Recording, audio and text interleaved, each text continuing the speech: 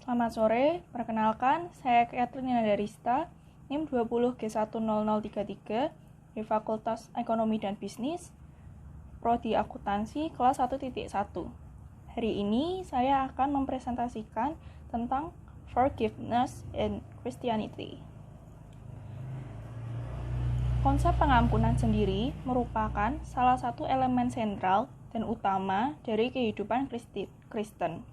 Pengampunan sendiri dipandang sebagai suatu tindakan, kondisi, atau watak dalam memperoleh pengampunan dosa. Pengampunan berasal dari kata Yunani yaitu apimi yang artinya memaafkan. Yesus juga mengungkapkan pengampunan dalam doa Bapa Kami dan dikutip dalam Injil Matius bab 6 ayat 9 sampai dengan 13 yang berbunyi, "Karena itu berdoalah demikian, Bapa Kami yang di surga, dikuduskanlah namamu, datanglah kerajaanmu, jadilah kehendakmu di bumi seperti di surga. Berilah kami pada hari ini makanan kami yang secukupnya, dan ampunilah kami akan kesalahan kami, seperti kami juga mengampuni orang yang bersalah kepada kami.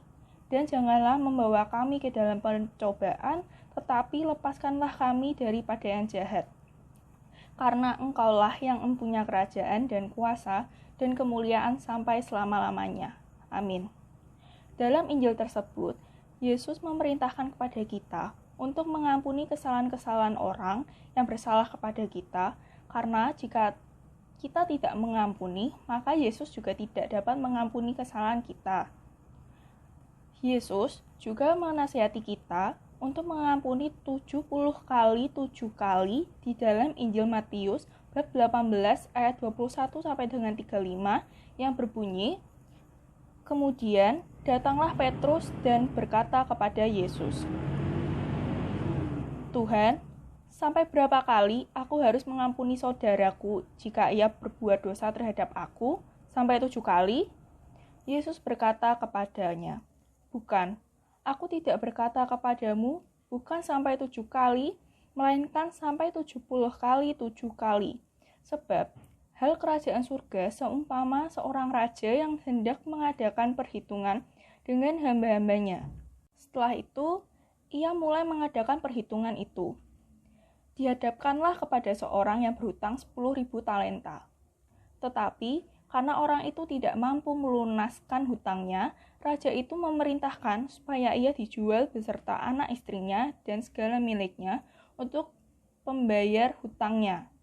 Maka sujudlah hamba itu menyembah dia, katanya, 'Sabarlah dahulu, segala hutangku akan kulunaskan.' Lalu tergeraklah hati raja itu oleh belas kasihan akan hamba itu, sehingga ia membebaskannya dan menghapuskan hutangnya. Tetapi ketika hamba itu keluar, ia bertemu dengan seorang hamba lain yang berhutang 100 dinar kepadanya. Ia menangkap dan mencekik kawannya itu, katanya, 'Bayar hutangmu.' Maka sujudlah kawannya itu dan memohon kepadanya, 'Sabarlah dahulu, hutangku itu akan kulunaskan.' Tetapi ia menolak dan menyerahkan kawannya itu ke dalam penjara sampai dilunaskannya hutangnya. Melihat itu, kawan-kawannya yang lain sangat sedih, lalu menyampaikan segala yang terjadi kepada tuan mereka. Raja itu menyuruh memanggil orang itu dan berkata kepadanya, 'Hai hamba yang jahat, seluruh hutangmu telah kuhapuskan karena engkau memohonkannya kepadaku. Bukankah engkau harus mengasihi kawanmu seperti aku mengasihi engkau?' Maka marahlah tuannya itu dan menyerahkannya kepada algojo-algojo, sampai ia melunaskan seluruh hutangnya. Maka Bapakku yang di surga akan berbuat demikian juga terhadap kamu, apabila kamu masing-masing tidak mengampuni saudaramu dengan segenap hati." Dalam kutipan Injil tersebut, Yesus menasihati kita untuk mengampuni orang tanpa batas dan dengan segenap hati kita. Seperti yang dikatakan Yesus tadi, untuk mengampuni 70 kali 7 kali. Karena dengan mengampuni, Yesus juga akan mengampuni.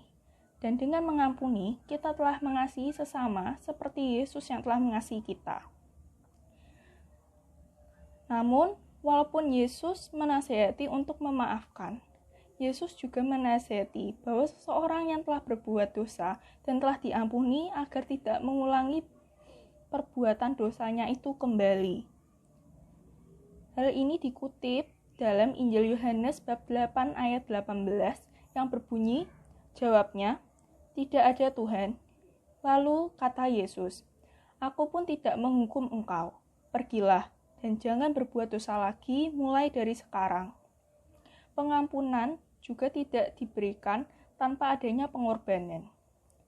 Hal ini dibuktikan dalam Ibrani bab 10 ayat 12 sampai dengan 18 yang berbunyi, "Tetapi ia setelah mempersembahkan hanya satu korban saja karena dosa, ia duduk untuk selama-lamanya di sebelah kanan Allah, dan sekarang ia hanya menantikan saatnya di mana musuh-musuhnya akan dijadikan tumpuan kakinya. Sebab oleh satu korban saja ia telah menyempurnakan untuk selama-lamanya mereka yang ia kuduskan. Dan tentang hanya hal itu, Roh Kudus juga memberi kesaksian kepada kita. Sebab setelah ia berfirman, inilah perjanjian yang akan kuadakan dengan mereka sesudah waktu itu. Ia berfirman pula, aku akan menaruh hukumku di dalam hati mereka dan menuliskannya dalam akal budi mereka. Dan aku tidak lagi mengingat dosa-dosa dan kesalahan mereka. Jadi, apabila untuk semuanya itu ada pengampunan, tidak perlu lagi dipersembahkan korban karena dosa. Santo Paulus menemukan penebusan melalui pengorbanan darah Yesus. Yesus bahkan untuk menebus dosa manusia, rela wafat di salib dan mengampuni dosa manusia. Ia rela mengorbankan tubuhnya sendiri untuk mengampuni dosa-dosa manusia. Sekian dari saya, terima kasih.